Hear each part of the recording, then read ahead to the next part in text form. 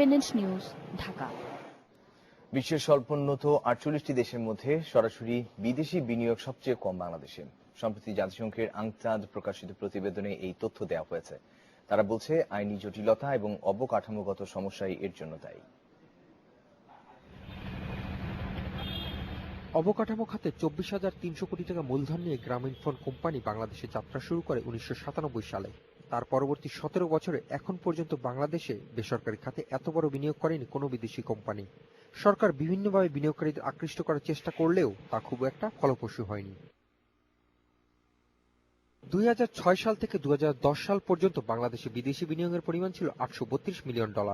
একই সময় মিয়ানমারের বিনিয়োগ ছিল $706 মিলিয়ন এবং ভারতের $29,799 মিলিয়ন। এছাড়া 2011 সাল থেকে 2012 সাল পর্যন্ত বাংলাদেশে বিদেশি বিনিয়োগের পরিমাণ ছিল $1063 মিলিয়ন, মিয়ানমারে $2,221 মিলিয়ন এবং ভারতের বিনিয়োগের পরিমাণ ছিল $30,867 মিলিয়ন। 2001 সাল থেকে 2012 সাল পর্যন্ত 12 বছরে বাংলাদেশে বিনিয়োগের পরিমাণ যেখানে দ্বিগুণ হয়েছে, সেখানে মিয়ানমারে বিনিয়োগ বেড়েছে 10 গুণ এবং ভারতে বিদেশি বিনিয়োগের পরিমাণ বেড়েছে 5 গুণ। বাংলাদেশ বিনিয়োগ বোর্ড মনে করে বিভিন্ন সময়ে বাংলাদেশকে নেতিবাচকভাবে তুলে ধরা ও সম্পদের সীমাবদ্ধতা এবং অবকাঠামো উন্নয়ন কম হওয়াই এর মূল কারণ।